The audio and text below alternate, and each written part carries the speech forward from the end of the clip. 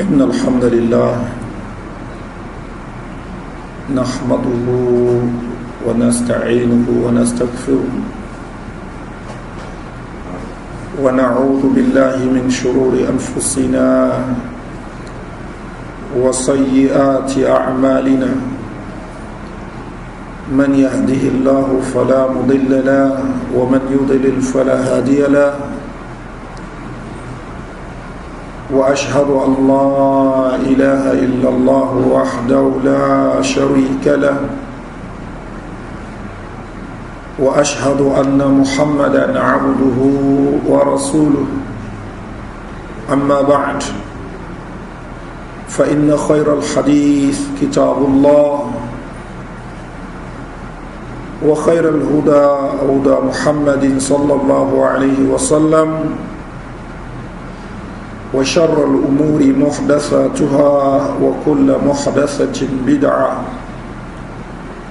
وكل بدعة ضلالة وكل ضلالة في النار أما بعد أدوقف الله أترى الصلاة ونبوة محمد صلى الله عليه وسلم أتما تسواج إن شاء الله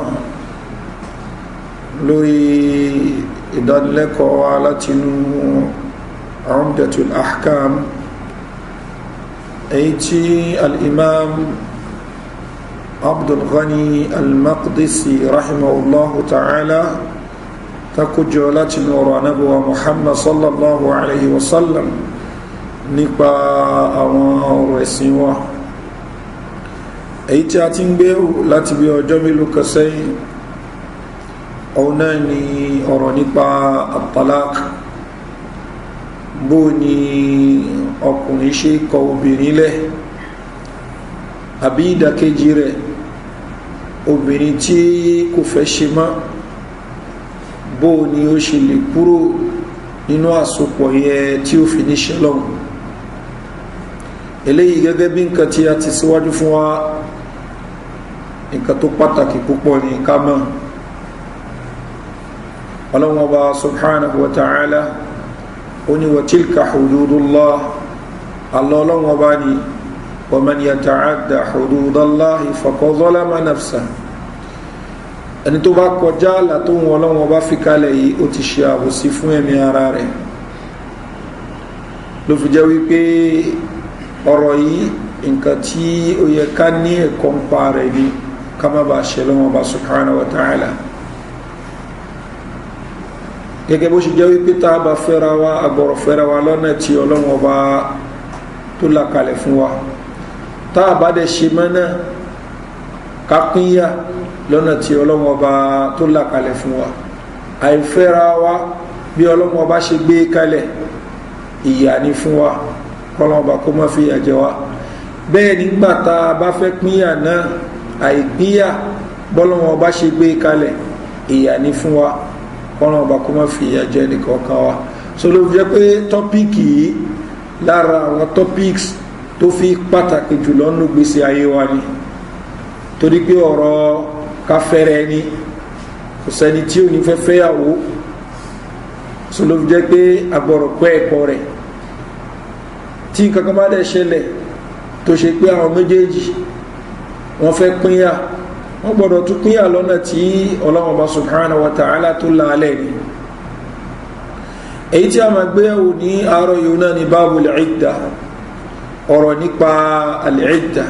òun náà ni waiting period àsìkò tí obìnrin tí wọ́n kọ̀ lẹ̀ àbóbìnrin tí ọkọ rẹ̀ ṣaláìsí àsìkò tí èdúó kó tó lè lọ́kọ mi bó ti ẹ̀jẹ̀ wípé a ti tafa sí eléyìí nígbàtí a mẹ́nuba àwọn discussions tí a ní kọjá ṣùgbọ́n ọ̀rọ̀ tó wá lórí ẹ̀ gangan òun ni tí a fọ àmúwá ní ààyè yìí gbólóhùn yìí al-idda gbólóhùn tó ṣe wípé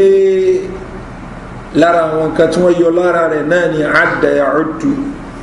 òun ni káka nǹkan al-idda òun náà ni àsìkò tí obìnrin ó kà tí tí èdèni tó ṣe wípé ó lẹ́tọ̀ọ́ láti lọ́kọ tó ṣe pé ó ń tọ́ka sí kó ti parí àṣepọ̀ rẹ̀ pẹ̀lú ọkọ àkọ́kọ́ pátápátá so ẹni tí ó bá fẹ́ fẹ́ lẹ́yìn ìgbà yẹn ó ní ẹ̀tọ́ àti kọnu sí i láti fẹ́ bákan náà lára àǹfààní rẹ̀ ni wípé ẹ̀sìn gbé kínní ìkalẹ̀ fún ọkùnrin tí ó kọyàwó ẹ̀ lẹ̀ kó lè bá ronúpìwàdà ní ààyè tó bá ṣe wípé ó ti lè ronúpìwàdà ẹ̀sìn gbé kalẹ̀ nítorí irú nǹkan báyìí sọpọ̀ ó sì ní opportunity obìnrin tó ló fẹ́ mọ́ yìí ó sì lè gbá padà opportunity sì wà fún ẹ lára àwọn àǹfààní ẹ̀yìn ìyẹn ní ààyè tí èèyàn ti lè gbá padà torí pé ńgbà míì kò ṣe é gbà padà mọ́ kódà kóbìnrin yẹn sì máa ṣe é dà lọ́wọ́ bí obìnrin ta ti kọ́ lẹ́ẹ̀mẹ́ta tó ti pé irú obìnrin bẹ́ẹ̀ yóò ṣe é dà ṣùgbọ́n ọkọ rẹ̀ kò láǹfààní àti gbà padà mọ́ ansubairat al-aslamiyati radiyallahu anha láti ọ̀dọ̀ arábìnrin kan tí ó ń pè ní subairat al-aslamiyya kọlọ̀mbà kó bá wà yọnu sí annaha kanat tahta sa'd bin khawla wa huwa min bani amir bin luhay ó ní òun bẹ lábẹ́ arákùnrin kan tí a ń pè ní Sa'd ọmọ Khawla lára àwọn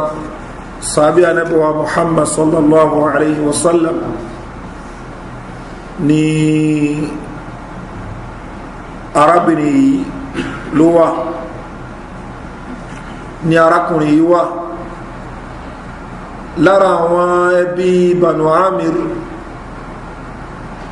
ní arákùnrin yìí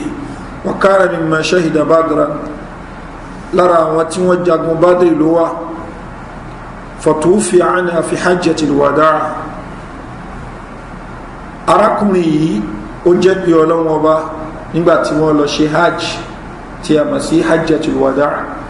ó náà ni hajji ọ̀kan ṣoṣo tánàbí sallallahu alaihi wasallam tó ṣe nígbàtí Ọlọ́hun Ọba tó gbèdé ní òjíṣẹ́ àbíká nígbà tó lọ sí Madina hajji ẹyọ kan tó ní opportunity àti ṣe nìyẹn tó ẹ̀nà fi máa ń pè ní hajjatul wada' hajji ìdágbére àwọn ọ̀rọ̀ tánàbí sọ ń bẹ́ àwọn ọ̀rọ̀ ẹni tó ṣe wípé ó ń dágbére fáyé ni sọtọ́ ẹ̀nà fi ń pè ní hajjatul wada' a ní gbogbo tí mo ń sọ fún yìí ẹ̀dìímú torí pé mi lè sọ pé a mi ní ṣe hajji mi mọ́lẹ́yìn eléyìí sọ arákùnrin yìí Sa'd bin Khawla radiyallahu anhu ó jẹ́ pé Ọlọ́hun Ọba níbi hajjatul wada' yìí ìyàwó rẹ̀ tó ń ṣe Subai'a al-Aslamiyya òun bẹ nínú oyún wa hiya hamilu falam tanshab an wada'at hamlaha ba'da wafatihi kò pẹ́ púpọ̀ tọkùnrin jáde láyé òun ni ìyàwó rẹ̀ tó ń ṣe Subai'a ló bímọ falamma ta'allat min nifasiha ìgbà tí arábìnrin yìí tí ó di wípé ó bímọ tán tẹ́jẹ̀ bímọ tó dá tajammalat lil khutab ó dírẹ́sà rẹ̀ up lil khutab fún àwọn tí ó bá fẹ́ kọnu sí náà ní tí ẹ̀sìn fi rinlẹ̀ fún wa òun ni pé obìnrin tí ọkọ ẹ̀ jáde láyé ó gbọ́dọ̀ ṣe kinní kan tí wọ́n ń pè ní al-ihdad òun náà ni tí a mọ̀ sí opó kí ni túmọ̀ al-ihdad òun náà ni pé obìnrin bẹ́ẹ̀ kò ní wọ aṣọ tí ó wà attractive torí pé kò lọ́kọ tó wá aṣọ tó wà attractive ní bí ìgbà tó ṣe pé èèyàn invite ọkọ ni bẹ́ẹ̀ ni kò lọ́kọ sẹni tí ó wọ aṣọ fún kò sí láyé mọ́ so tó bá lóun dress up dáadáa bí ẹni tó ṣe pé ó ń pe àwọn ọkùnrin òun lè túmọ̀ sí ló fi jẹ́ pé obìnrin tí ọkọ ẹ̀ ṣaláìsí ó ní àsìkò kan tó ṣe wípé kò fi ní wọ aṣọ tí ó attract yàn bó tiẹ̀ jẹ́ wípé ìmúra obìnrin ó gbọ́dọ̀ jẹ́ pé nǹkan tí ò ní máa kó wàhálà báwọn tó bá ń rí ńgbà tó ń lọ torí pé anábọ̀wá muhammad sallallahu alaihi wasallam onínà mar'ata ìdá kharajat istashrafa ash-shaytan tóbìnrin bá jáde shaitan náà dojú àwọn èèyàn kọ́ shaitan yóò darí àwọn èèyàn ojú àwọn èèyàn yóò darí ẹ̀ sọ́dọ̀ rẹ̀ anabi sallallahu alaihi wasallam wa ni wa aqrabu ma takunu al-mar'atu min rahmati rabbiha into lè rí obìnrin tí ó fi rí àánú àti kẹ́ Ọlọ́run ọba rẹ̀ ọba tó dáa tí ń ṣe jẹ ẹ̀bù fún wàyí fi qari baytiha orin tó bìnrin bá ń bẹ ńlé ṣùgbọ́n obìnrin tó jáde ó ti dojú àwọn èèyàn kọ ara rẹ̀ tó bá tún wájẹ́ tó tún lọ dress tó múra ní ìmúra tí ó tún máa pe àwọn èèyàn sọ́dọ̀ rẹ̀ eléyìí yóò máa jẹ́ àdánwò yóò rẹ̀ máa jẹ́ nǹkan ẹ̀ṣẹ̀ ẹ̀nàbọ̀wá muhammad sallallahu alayhi wa sallam ló fi ní ayyuma imratin ta'attarat thumma kharajat min baytiha liyajida an-nasu ri'aha fayazaniya gbogbo obìnrin tó bá jáde ńlé lẹ́ni tó ti lo perfume káwọn yẹn lè máa gbọ́ ohun perfume tó lò anamsọ allah salamiru obìnrin bẹ́ẹ̀ fura sí onízìnà ni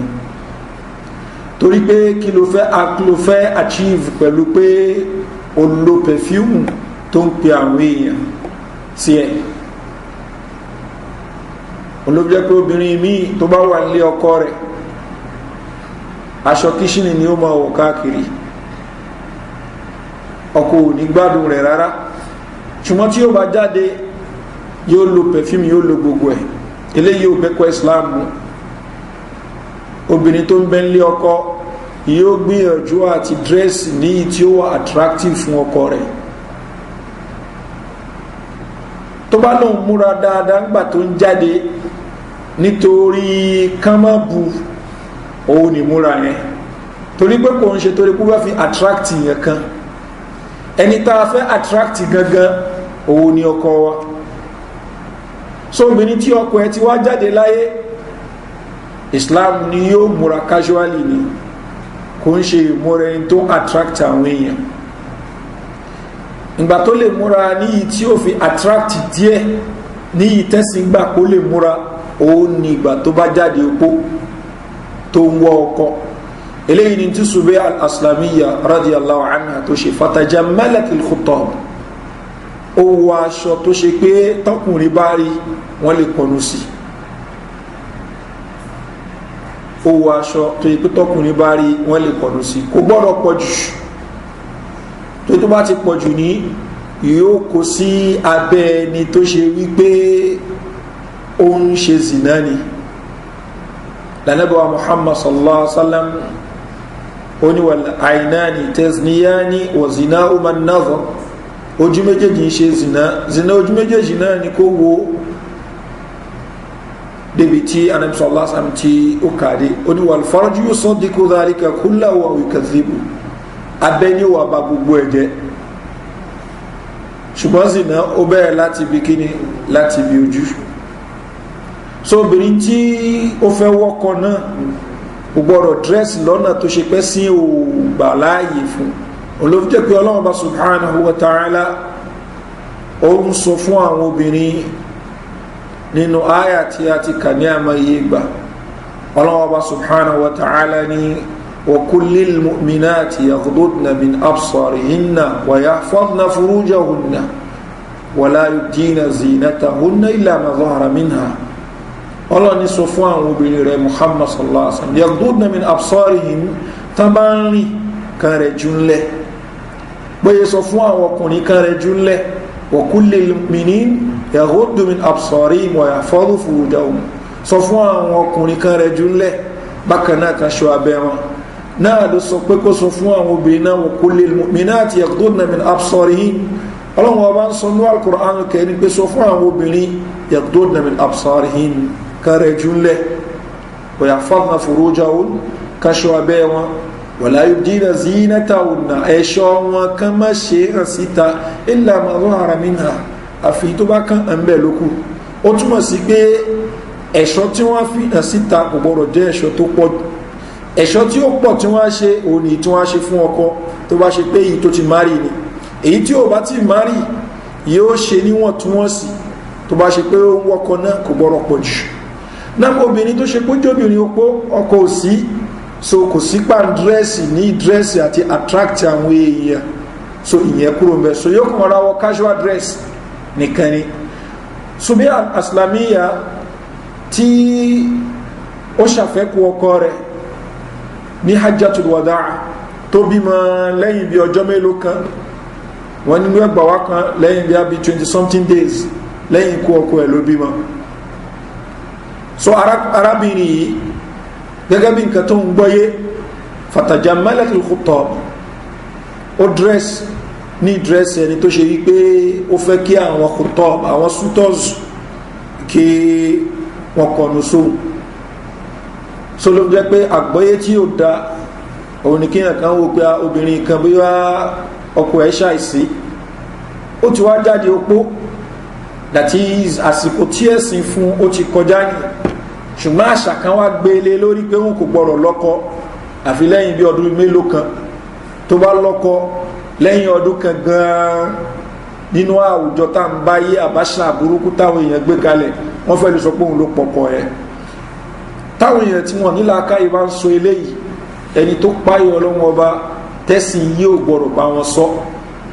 torí pé ọlọ́wọ́n ọba tó dá wa tó mọ̀ wá ó ti fi àsìkò sí gbogbo nǹkan tó bá fi lè ṣe before àsìkò tí ọlọ́wọ́n ọba là kalẹ̀ ó ṣe ọlọ́wọ́n ọba torí pé ọlọ́wọ́n ọba ní wa tilka hududullah àlọ́ ọlọ́wọ́n ọba nìyí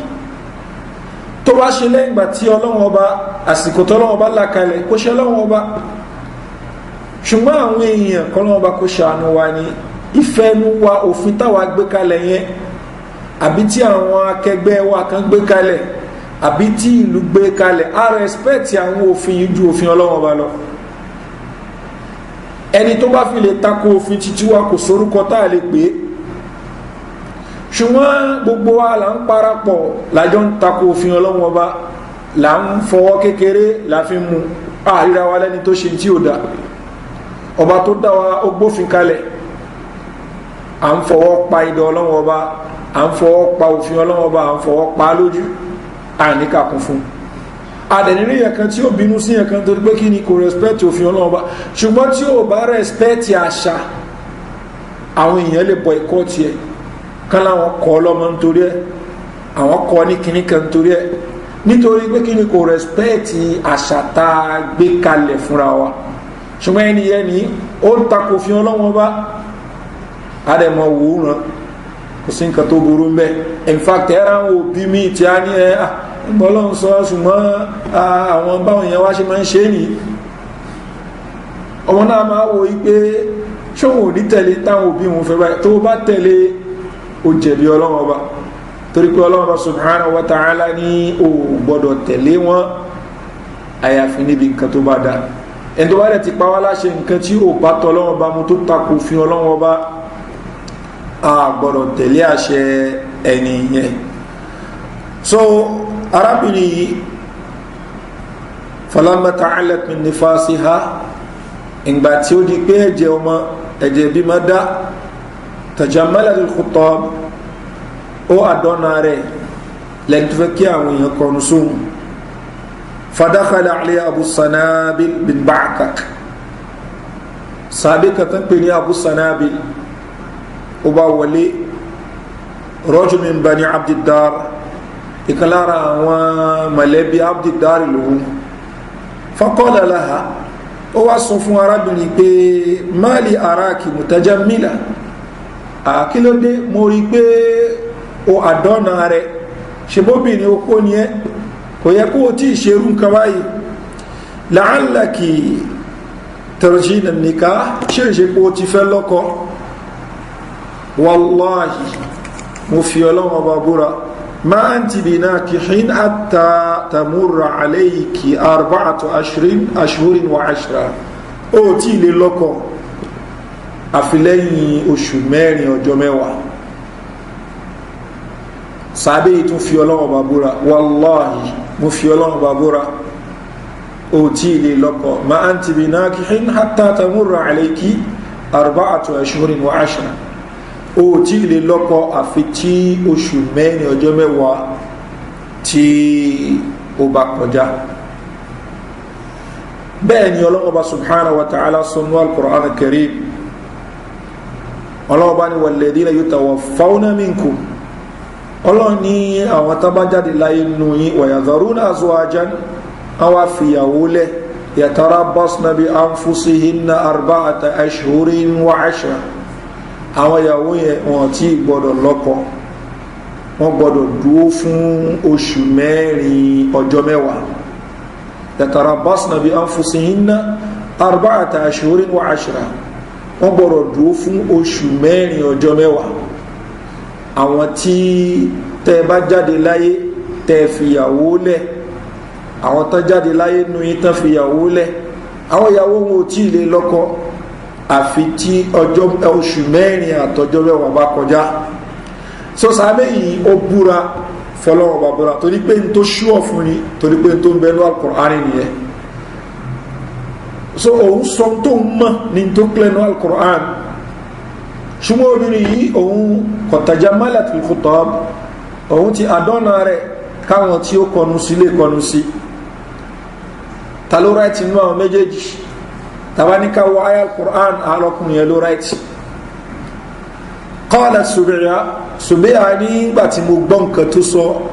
falamma qala li dhalik jama'tu alayya thiyabi ó lẹ́sẹ̀kẹsẹ̀ mo bá múra hina amsaytu ìgbà tó dìrọ̀lẹ́ fa ataytu rasulallahi sallallahu alayhi wa sallam mo lọ bó òjíṣẹ́ ọlọ́wọ́ bá fasa'altu an dhalik mo á bèèrè lọ rẹ̀ pé nǹkan báyìí ló ṣẹlẹ̀ o fa aftani bi anni qad halaltu hina wada'tu hamli òjíṣẹ́ ọlọ́wọ́ bá ní ọ̀rọ̀ orí bẹ́ẹ̀ ìgbà tó bímọ ó ti tó lọ́kọ ṣọ́rọ̀ àrẹ́mísọ̀ lásán takò ọ̀rọ̀ ọlọ́wọ́ bá ní kò takò ọ̀rọ̀ ọlọ́wọ́ bá torí pé ọlọ́wọ́ bá subhanahu wa ta'ala sọ ní ààyè mí nínú al-Qur'an al-Karim nínú suratul Talaq ọlọ́wọ́ bá ní wa wulatul ahmal ajaluhunna yada'na hamlahun àwọn tí wọ́n bá lóyún wa wulatul ahmal àwọn tó bá lóyún ajaluhunna ìdá títí wọn yóò máa parí ayada'na hamlahun ìgbà tán bá bí oyún ní wọn sílẹ̀ yìí sọ ayà yìí sọ wípé walladhina yutawaffawna minkum àwọn tán bá jáde láyé nù yí wa yadharuna azwajan tán fi yàwó lẹ̀ yatarabbasna bi anfusihinna 4 ashhurin wa 10 káwọn yàwó yẹn ṣe sùúrù fún oṣù 4 ọjọ́ 10 kan tó lọ́kọ mi so nínú àyà yìí ọlọ́wọ́ bá ní wa ulatul ahmali ajaluhunna an yada'na hamlahun àwọn tí wọ́n bá lóyún ìdá tí wọ́n máa parí ńgbà tí wọ́n bá bímọ ó túmọ̀ sí wípé àyà wípé àwọn tí wọ́n bá jáde láyé ní tán fi yàwó lẹ̀ àwọn yàwó yẹn ó ṣe sùúrù oṣù 4 ọjọ́ 10 fún àwọn tí ò lóyún ló ń bá wí so àwọn tó bá lóyún títí wọn tàbá bímọ ni so ló jẹ́ pé ẹ̀sìn Islam ẹ̀sìn tó nídi farabalẹ̀ ni ẹlòmíì yóò kàn gbé kúrá nígbà míì yóò rẹ̀ máa ṣagídí yóò mọ̀ tún nǹkan tó ṣe pé kò ń ṣe ìtọ́lọ́ngbà lérò nìyẹn ló jẹ́ pé a lè gbọ́ kúrá ní yéé dáadáa àfi pẹ̀lú àlàyé anábọ̀wá Muhammad sallallahu alaihi wa sallam ọlọ́run bá ní wa anzalna ilayka dhikra ọlọ́run ní al-Qur'ani asọ́kalẹ̀ fún rẹ̀ Muhammad litubayyina linnasi ma nuzila ilayhim kó lè máa ṣàlàyé fún wọn tọ́lọ́wọ́ bá sọ̀kalẹ̀ fún wọn kó lè máa ṣàlàyé sókè àkáyánú gbàgà kó ní kí ló ń jáde fi ìró èèyàn bẹ́ẹ̀ ti ṣorí ibú torí pé tí o bá sádìsì ni kò lè ṣe ẹ̀sìn yìí ìrún àṣùbà alákítẹ́ǹsì yìí kò síbi tí ó ti nínú Al-Qur'ani pé rákà méjì ní ẹkí ẹ̀ka Fatiha ń bẹ ẹ̀ka kéwújáké ẹ̀bá ilẹ̀ ṣe kò lè rí àlàyé ànábì wa Muhammad sallallahu alaihi wasallam lélẹ́yìí tó bá dẹ̀ sọ pé òun ò ní kí tòun bẹ́ẹ̀ òun ó kí bó ṣe wù ní faqad kafara ó ti di kèfèrí so ló jẹ́ pé a lè separate hadith ànábì sallallahu alaihi wasallam a lè separate ẹ̀ níbi Qur'an ó jọ ń lọ papọ̀ ní torí pé Al-Qur'an gan ti tọ́ka sí pé wa anzalna ilayka dhikra litubayyina linnasi ma nuzila ilayhim wa la'allahum yatafakkarun bákan náà kan lè jẹni tí ó máa ronú nípa rẹ̀ tí ó máa wo tí a bá fẹ́ fún rẹ̀ ní fọkànbalẹ̀ kó gbá Al-Qur'an kó máa kà alákàtúnkà kó máa wo túmọ̀ rẹ̀ ẹnkankan ló ṣẹlẹ̀ sí ládánwò ní yóò ra wọn tó ti ṣẹlẹ̀ sí ládúró ẹ ti ṣẹlẹ̀ sí tọ́pọ̀ ẹnkankan mò ń lé ní tọ́mí ò tí tẹ̀ yóò rí àwọn kan yóò fi máa wo pé àná èmi kọlẹ̀ ní àkọ́kọ́ nǹkan báyìí ti ṣẹlẹ̀ sáwọn mìíràn yóò máa fi pàrònú rẹ̀ yóò lè máa fi ronú dáadáa ní ìrònú igbókè á báyìí ni tọ́lọ́wọ́n bá fẹ́ tọ́lọ́wọ́n bó fẹ́ ni unlike ẹni tó ṣe pé òun tiẹ̀ tí nǹkan bá ṣẹlẹ̀ sí yóò rúbẹ̀ ni pé kò ṣẹlẹ̀ sẹ́lòmí rí yóò máa wọ́n náà mí tí ó jọ na àgbélẹ̀rọ kan tó fẹ́ fi ṣe kíni tó fẹ́ fi solve problem rẹ̀ yóò àbí apẹ́ kò tiẹ̀ mutí àbí kò ń ṣe kíni kò mọ̀ gbọ́ míúsíkì nígbà tó bá mutí tó ń ríra tó bá padà tají padà ìrònú yóò tún padà dé torí pé the wrong approach ló ń lò kò sí tó fẹ́ ṣẹlẹ̀ sí ẹ ládánwò tí ò tí ṣẹlẹ̀ sáwọn èèyàn kan rí tá a bá ń ka Al-Qur'an Karim a bá ń ka ìtàn àwọn ẹni ìṣíwájú àwọn nǹkan wọ̀nyí ó mọ̀ ń pa ìrònú rẹ fún yẹn ni sókè la fẹ́ ló ń belé yìí òun ni wípé a lè separate Qur'an àti hadith they are inseparable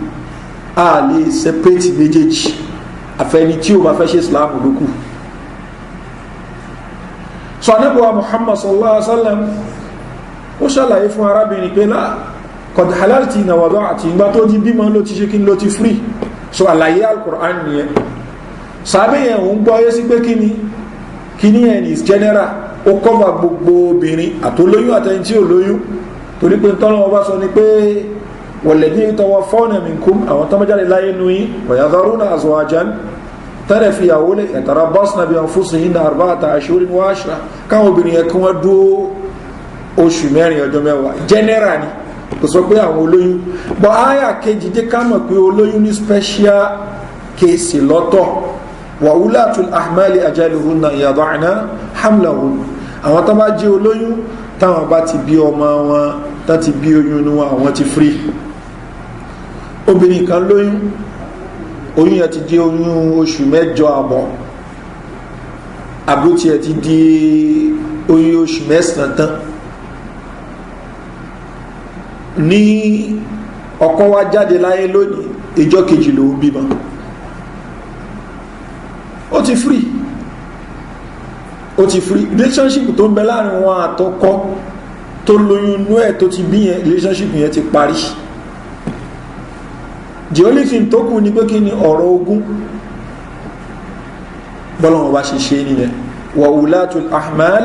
àwọn obìnrin tán lóyún ajaluhunna àsìkò táwọn èdúó ọ̀nà ni an yada'na hamlahun táwọn èbí ọmọnú wọn kò bá dẹ̀ ṣe pé oyún yẹn ní lẹ́yìn oṣù mẹ́sàn-án ló tó bí ìgbà tí èdúó náà nìyẹn so àní sọ pé kí ni 4 months 10 days torí pé wa ulatul ahmali ajaluhunna an yada'na hamlahun àwọn tán bá lóyún in tí àwọn èfrí òun nìkan bí oyún inú wọn eléyìí ni àlàyé tí Ànábì wa Muhammad sallallahu alaihi wasallam tí ó ṣe bí ọkọ kọlẹ̀ ni ó ọkọ kọ obìnrin tí ó lóyún ó kọlẹ̀ gẹ́gẹ́ bí n ta sọ many reasons ló lè wà fún ipe kí wọ́n kọ obìnrin tó ń bẹ lóyún lẹ̀ many reasons ló lè wà fún kí obìnrin tó ń bẹ lóyún ní kí ọkọ kọ́kọ́ release wọn so tó bá ṣẹlẹ̀ ìgbà wo la sọ pé obìnrin yẹn free láti remarry ìgbà tí ó bá bí oyún inú rẹ̀ obìnrin tí bí ọkọ máa treat ẹ̀ lápèjúwe ó dẹ̀ sọ pé rìlíìsì ni ó dẹ̀ lóyún nú ṣé wọ̀ ni kò ń ṣe wọ̀ tó bá rí pé nǹkan tó pé òun nǹkan tó dá fóun nìyẹn so ìgbà ó wá ní ó ṣe kí ní ẹ̀dà títí ìbímọ rẹ̀ náà ni tí ebi oyún rẹ̀ kò bá ṣe oṣù mẹ́sàn kò bá ṣe oṣù mẹ́jọ oṣù méje mẹ́fà márùn-ún tí ebi oyún rẹ̀ ni ìgbà yẹn ní ìṣe waiting period so ọ̀rọ̀ olóyún bí ẹ̀ ṣe rí ni ẹ̀ kúlúwù ló ṣe ní dàtí sọ̀rọ̀ ló ní kọ́kọ́ rìlíìsì wọn ní waiting period ẹ̀gbà tí ebi oyún rẹ̀ ni bí àtọ̀láàkì ni ọkọ̀ ló kọ́ lẹ́ ní waiting period ẹ̀gbà tí ebi mọ̀nú ẹ̀ ọkọ̀ ṣaláìsí ní waiting period ìgbà tí ebi oyún ẹ̀ náà ni ìyẹn fún olóyún nìyẹn wà ulatul ahmali ajaluhunna yad'ana hamlahun ṣùgbọ́n nípa obìnrin tí ọkọ̀ kú fún tí òun ò sínú oyún irú obìnrin bẹ́ẹ̀ àyà tí a kà òun ló àdírẹ́sì tí ẹ̀ òun náà ni pé walladhina yutawaffawna minkum àwọn tán bá jáde láyé nù yí wayadharuna azwajan tánẹ̀ fi ìyàwó lẹ̀ yatarabbasna bi anfusihinna arba'ata ashhurin wa 'ashra ká ṣe sùúrù oṣù mẹ́rin ọjọ́ mẹ́wàá oṣù mẹ́rin ọjọ́ mẹ́wàá tá ń sọ yìí oṣù islam là ń sọ kò ń ṣe gregorian calendar oṣù mẹ́rin ọjọ́ mẹ́wàá tá ń sọ oṣù islam muharram dé zulhijjah òun là ń sọ kò ń ṣe oṣù gregorian calendar òní tí a ń sọ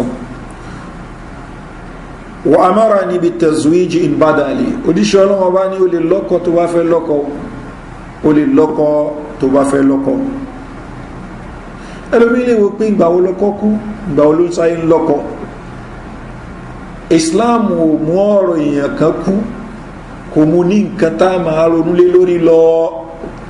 torí pé kullu nafsin dha'iqatul maut ẹ̀mí kọ̀ọ̀kan ó tọ́kú wò kò sẹ́mi kan tí ò ní kú ọlọ́wọ́ bá ń sọ fún Ànábì Muhammad sallallahu alaihi wasallam bọ́lọ́wọ́ bá ṣe nífẹ̀ẹ́ rẹ̀ tó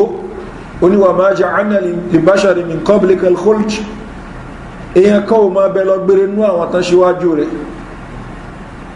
àfàyín mítà tí wọ́n bá kú fahumul khalidun ṣáwọn kèfèrí tán gbógun tiẹ̀ ṣáwọn ní máa bẹ lọ gbére Ànábì Muhammad sallallahu alaihi wasallam ó ti lọ Abubakar ó ti lọ Umaru ó ti lọ Uthman ó ti lọ àwọn ẹni rẹ̀ ni Abu Jahl Abu Lahab àti bẹ́ẹ̀ bẹ́ẹ̀ lọ náà rẹ̀ níbi gbogbo wọn náà ti lọ Fìràúnàdà ó ti lọ sókílà wà yé tàà ní mọ́ ta wá ṣe láyé fún wa ma khalaqtul jinna wal insa illa liya'budun ọlọ́ní àtàlùjẹ̀nú àtẹ̀yàn tí mo torí ẹ̀dá ẹni kàkẹ́ ìṣèjọ́sìn mi tí ẹni tó wáyé tí ò sin lọ́wọ́ bá tẹ kúrò láyé irú èèyàn bẹ́ẹ̀ ṣòfò ayé ni ẹ̀ ṣe mọ́ lé wa káàkiri wákìrùn ẹ̀ fáǹfààní ara ti ẹni torí pé kí ló fẹ́ tì síwájú ọlọ́wọ́ bá subhanahu wa ta'ala òun ni tó mẹ́ta ọ̀rọ̀ ipé wà kú ìyíhun kò ń ṣe nǹkan tẹ́yàn kan dí tó ń dìbẹ́tì ní torí pé kí ni ta bá gbàgbé ta ti fónú fọ́ra kawọ́wájú wa àwọn bàbá wádà wọ́n ti lọ ìyá wádà wọ́n ti lọ lónìí adárúkọ Ànábì Muhammad sallallahu alaihi wasallam adárúkọ Abubakar gbogbo wọn ti lọ àwọn tí wọ́n jẹ́ àwọn ẹni bí ayé wọ́n ti lọ sọ̀rọ̀ pé èyàn kan ó kú èyàn kan ó kú yẹn ìyẹn ń ṣe newton ọlọ́wọ́ bá dídí sọ fún Ànábì Muhammad sallallahu alaihi wasallam wa ma ja'alna li basharin min qablika al-khuld èyàn kan ò máa bẹ lọ gbére ní àwọn tán ṣíwájú rẹ̀ àfẹ́ mítà ṣé tí wọ́n bá kú fahumul khalidun ṣáwọn ní ó máa bẹ lọ gbére ni ọlọ́wọ́ bá tó sọ́nbò mi náà oníwà máa muhammadun illa rasulun muhammad jẹ́ kankan òjíṣẹ́ lásán ni ó qad khalat min qabli ir-rusul àwọn òjíṣẹ́ kan ti lọ síwájú tí ẹ̀ qad khalat min qabli ir-rusul afa in mata aw qutil ṣe tó wá kú àbọ́n ti ẹ̀ pa ó kú àbọ́n pa inqalabtum ala aqabikum ṣẹ́yìn tẹ́ jẹ́ mùsùlùmí ẹlẹ́ṣẹ̀ islam mani ṣùgbọ́n tẹ́ bá lẹ́ṣẹ̀ islam wa man yanqalib ala aqibayhi falan yadurra Allaha shay'an ẹni tó bá lóun òṣèṣin islam mọ́ kò ní nira kan tí ó kó bọ́ lọ́hun wasayidillahu shakirin àwọn tẹ́lá wọn ṣe islam tán dúró tí wọn ọlọ́run ọbọ̀ san wọ́n lẹ́san dáadáa tí wọn sọ̀ká sọ pé ìsìn ọ̀rìn ìyàwó kan kú àbọ́kọ̀ kan kú wáyé pé yẹn láàfi máa ronú lọ gbére èyí ó tako ìtọ́lọ́run fẹ́ fún wa náà èèyàn aṣàfẹ́kù yà abánújẹ́ anabi muhammad sallallahu alaihi wasallam ó ṣàfẹ́kù ìyàwó rẹ̀ khadija radiyallahu anha ó bánújẹ́ ó ṣàfẹ́kù ọmọ rẹ̀ ó bánújẹ́ ṣùgbọ́n ń sọ oníwàlá naqulu illa ma yurdi rabbah ṣùgbọ́n àwa ní sọ nǹkankan àfin tí tọ́lọ́wọ́ bó yọnu sí a nítorí pé kí ni àdánwò kankan wá kọ́ ẹ pé a máa sọ sọkúsọ torí pé kí ni ولنبلونكم بشيء من الخوف والجوع ونقص من الأموال والأنفس والثمرات وبشر الصابرين الله ni dandan ni ká dán yín wò lóríṣiríṣi ọ̀nà ونبلوكم بالشر والخير àádán yín wò pẹ̀lú nǹkan tẹ́ fẹ́ àti nǹkan tó ṣe pé ẹ fẹ́ وإلينا ترجعون ọ̀dọ̀ wa lọ́ọ̀bá lẹ́ padà sí so ẹni tó ń kú láìfù tí ẹ ti lọ nìyẹn ló jẹ́ pé àwọn ọmọ ìyàwó haúsá àwọn náà máa ń rí àárín ìgbóyé dáadáa lẹ́fù ẹ̀ tí òun ti lọ́n ti ẹnu in tó ti síwájú ló kù bí ó ṣe jábọ̀ fọ́lọ́ọ̀bá ló kù ẹni tó ń bẹ láyé tí ẹ kó náà jókòó kó tún ara ẹ̀ wò kí ló ń fẹ́ ti síwájú ọlọ́ọ̀bá subhanahu wa ta'ala so igbe a lẹ́yìn 20 something days ànábì wá sọ fún pé ó lè lọ́kọ tí ò bá lọ́kọ fún 40 years ní kí wá ló ṣẹlẹ̀ tí yẹn ó jí ẹni tó ti kú ó jí padà ní kó jí padà so irú rẹ̀ ni ó lè padà sọ ẹni yẹn dìdàkudà tó ipò nǹkan fún ìwà tún ní wúlò fún rẹ̀ náà mọ́ so ànábì wa Muhammad sallallahu alaihi wasallam sọ fún pé qad halalti hina wadati ó ti tó lọ́kọ nígbàtí ó ti bímọ so ó ní fa'amara ní bitazwiji ìbádàlì ó ní mú lè lọ́kọ tó bá wù mí lọ́kọ qala ibn Shihab ìkan lára wọn afẹ́sìn ibn Shihab az-Zuhri ó ní wala ara ba'san ó lè mi ò rí nǹkan tó burú an tatazawwaja hina wada'at pé kó lọ́kọ ń gbà tó bá bímọ wà in kanat fi damiha kódà kó ṣe pé kí ni ó sì ń ṣe ẹ̀jẹ̀ bímọ ghayra annahu la yaqrabuha zawjuha hatta tathur yóò lè sìn kan ní pé ọkọ ò lè bá láṣepọ̀ àfi tó bá mọ́ Muhammad bin Shihab az-Zuhri lára àwọn afẹ́sìn tipẹ́tipẹ́ ni tí ikú ti jáde láyé nísìn ní nǹkan tí yóò dí ní 1000 bí a bí 200 years ó lé díẹ̀ ó kéré ju 1250 years so ní kọ́lá kó sì máa ṣẹ̀dẹ̀ bímọ kò sí nǹkan tó ní pé kíní kò lè lọ́kọ the only thing nǹkan ní pé ọkọ ò lè ti súnmọ́ torí pé bí ẹni tó ń ṣe nǹkan oṣù ni bá a ṣe lè súnmọ́ obìnrin tó ń ṣe nǹkan oṣù láà lè súnmọ́ obìnrin tó ń ṣẹ̀dẹ̀ bímọ torí pé ìdájọ́ kan náà ló ń bẹ fún méjèèjì nínú Islam ṣùgbọ́n ṣé ó lè lọ́kọ bóbìnrin tó ń ṣe nǹkan oṣù náà ṣe lè lọ́kọ ṣùgbọ́n tó bá lọ́kọ ńgbà tó ń ṣe nǹkan oṣù lọ́wọ́ ọkọ ò lè súnmọ́ ní ìsúnmọ́ pé kí ni à ń wọlé tọra wa ni àyàfi tí nǹkan oṣù yẹn tó bá ti kó parí tó rẹ̀ wẹ̀ ẹ̀wẹ̀ nǹkan oṣù. وعن زينب بنت أم سلمة رضي الله عنها قالت láti ọ̀dọ̀ Zainab ọmọ Ummu Salama ìkàlára àwọn ìyàwó ànábì Muhammad sallallahu alaihi wasallam ṣùgbọ́n ní ọmọ kan tó ti bí síbi kan tẹ́lẹ̀ kan pè ní Zainab qalat ó sọ báyìí pé tuwfi Hamim li Ummi Abiba èèyàn kan tí ń mú Abiba tó nífẹ̀ẹ́ gan ó jáde láyé fadaat bẹ sufrati ó wá pèpè fún sufra that is àwọn nǹkan bí yẹ́lò táwọn obìnrin máa ń lò famasahat bidhira'iha ó wá fi pa ọwọ́ rẹ̀ faqalat ó wá sọ báyìí pé innama asna wa hadha ní tí mo ṣe yìí mo ṣe li anni sami'tu rasulallahi sallallahu alaihi wasallam torí pé gbọ́ tí òjíṣẹ́ ọlọ́run ọba sọ yìí pé la yahillu limra'atin tu'minu billah kò tọ́ fún obìnrin tó péré lólùgbàgbọ́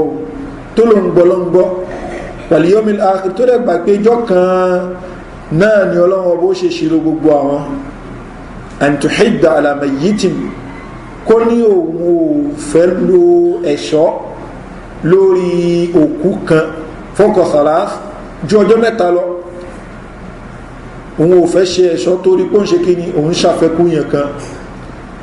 dàtí sí ó darálẹ̀ kó ló ń fẹ́ darálẹ̀ kó wò ní múra òun ò ní ti ẹ̀rántí pé òun òwe àti bẹ́ẹ̀ bẹ́ẹ̀ lọ kó ló wá ń ṣe yẹn ni fún òkú kan kó wá jọjọ́ mẹ́ta lọ illa ala zawj àyàfi fún ọkọ arba'ata ashurin wa ashra oṣù mẹ́rin ọjọ́ mẹ́wàá oṣù mẹ́rin ọjọ́ mẹ́wàá bàbá obìnrin jáde láyé yóò ṣe kí ni wọ́n kírun sí lára wọ́n ṣàdúrà fún bẹ́sìn ṣe kọ́ wa ṣùgbọ́n lẹ́yìn yẹn ni ó ti wá ń banújẹ́ ó dára lẹ́ẹ̀kọ́ kó mọ́ ju ọjọ́ mẹ́ta lọ lẹ́yìn ọjọ́ mẹ́ta àṣejù ló kù torí pé bara jẹ́ jù bẹ́ẹ̀ lọ ẹnìyàn ò lè padà so kó tún jòkó kó wo bóòlù ṣe fẹ́ máa bá láìfù tóun lọ bóòlù ṣe fẹ́ tẹ̀lé àṣẹ ọlọ́run ọba bóòlù ṣe fẹ́ ṣayé òun ṣùgbọ́n ẹni tí wọ́n fún ní ìgbàláyè wípé kó dára lẹ̀ àbí kó lóun fẹ́ bara jẹ́ ní ìbarajẹ́ tí ò ní ṣáàṣejù níwọ̀ bákan náà kó má múra òun náà ni ọkọ rẹ̀ sọlọ jẹ́ pé obìnrin tó ti lọ́kọ ìwọ ọkọ lórí ẹ̀ ó ti ju wọ òbí lọ sọlọ jẹ́ pé lọ́dọ̀ ọkọ náà ẹni tí ó yẹ kí ọkọ tọ́jú jù òun náà nìyàwó ẹ̀ lẹ́yìn ìyàwó ló kàn ọmọ gan torí pé tí ò bá sí ìyàwó kò ní sọmọ ṣùgbọ́n lónìí ọ̀gọ̀rọ̀ ọkùnrin ni ò ní kàkún fún yíò ìyàwó kò ní tọ́jú ẹ̀ ó lè fi ìyàwó lẹ̀ kí ìyàwó mọ́ struggle láti bọ́ rẹ̀ anábíwá muhammad sallallahu alaihi wasallam oníkàfà bilmari ithman ayudoyi aman yakut ẹ̀ṣẹ̀ ńlá ni fún yàn kó ṣe pẹ́ni tó ṣe póhùn ló yẹ kó mọ fún lóúnjẹ ó wá ń ra aláre olórí ẹni tó rẹ̀ ká fún lóúnjẹ gẹ́gẹ́ bí ọkùnrin tó níyàwó lé níyàwó wa lẹ́yìn náà ló tó kàn ọmọ wa torí sábà bí àwọn ọmọ òun níyàwó bá níyàwó àlè ìbímọ bẹ́ẹ̀ náà ní islam wá sọ pé ìrẹ obìnrin ẹni tí ìwọ rẹ̀ tóbi jù òun náà ní ọkọ rẹ̀ ó gbọ́dọ̀ rẹ̀ ńlẹ̀ wájú rẹ̀ ló jẹ́ pé anábọ̀ muhammad sallallahu alaihi wasallam ó ní nilmara idha sallat khamsaha wa samat shahraha wa ata'at ba'laha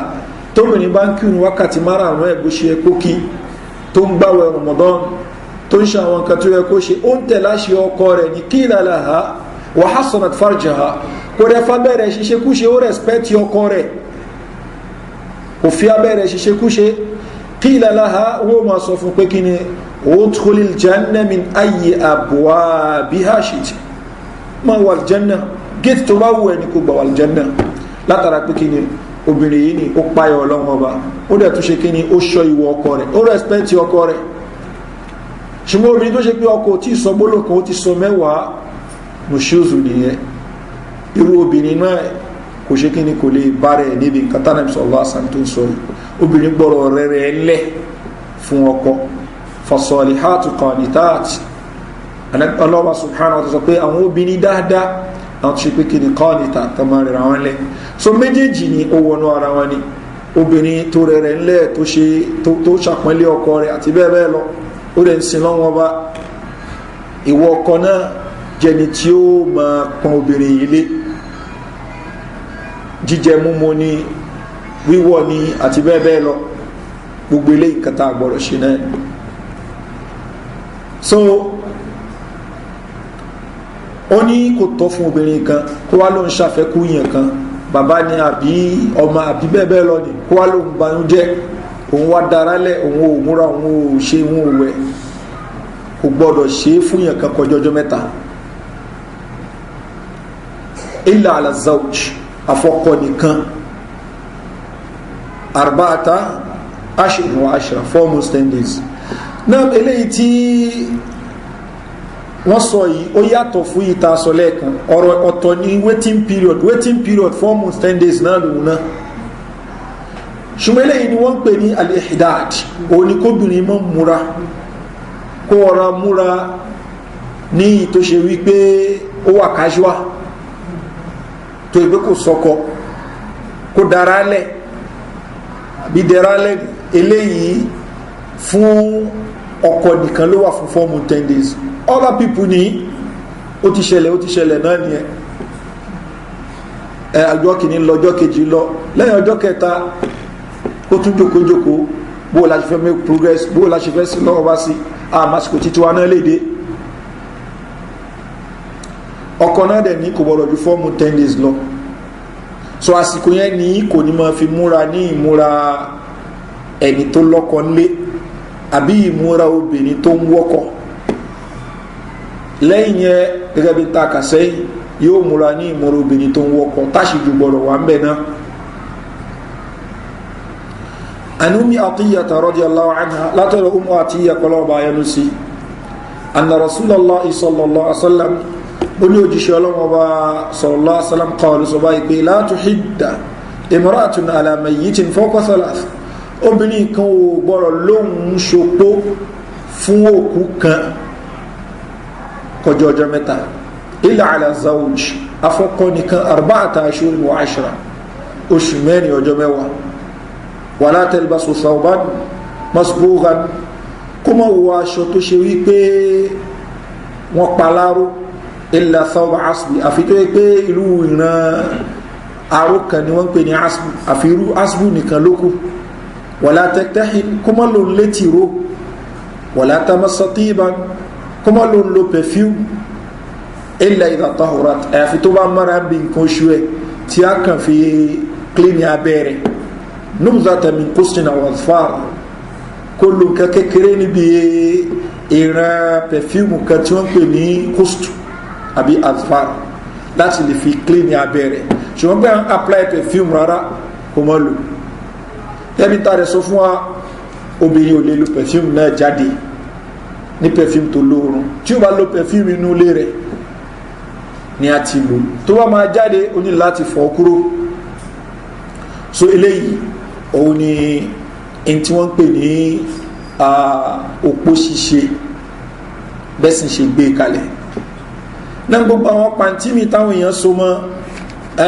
kò gbọ́dọ̀ ṣe kìíní kan tó bá rí pé oṣù mẹ́rin ọjọ́ mẹ́wàá yẹn pé kò gbọ́dọ̀ sùn mọ́jú gbogbo àwọn yẹn pàǹtí ni torí pé kí ni ọkọ máa wálé tá ló sọ gbogbo ọkọ máa wálé ìyẹn ìsọkúsọ àwọn Yorùbá nìyí ìtẹ́sí fi ní kó ṣe tó ṣe òun ni wípé kí ni láti lè fi kẹ́dùn ọkọ náà ni 4 months 10 days kó fi ṣe ìdúró àti lọ́kọ bákan náà kó papọ̀ mọ́ wípé kí ni òun ò múra ní ìmúra tí ẹni tó ń wọ́kọ̀ lẹ́yìn yẹn ni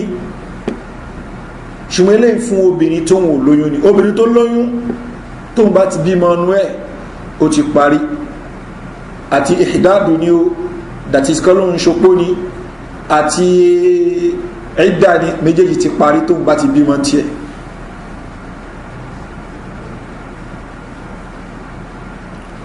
so inṣáàlá àádọ́mí báyìí àtúnwà tẹ̀síwájú lọ́sẹ̀ tó ń bá bẹ́lá ọba subhanahu wa ta'ala ìtì àbára sọ ìkọlọ́mà kójú kúlò fún ẹni kankan وصلى الله على نبينا محمد وآله وصحبه أجمعين سبحانك اللهم وبحمدك أشهد أن لا إله إلا أنت أستغفرك وأتوب إليك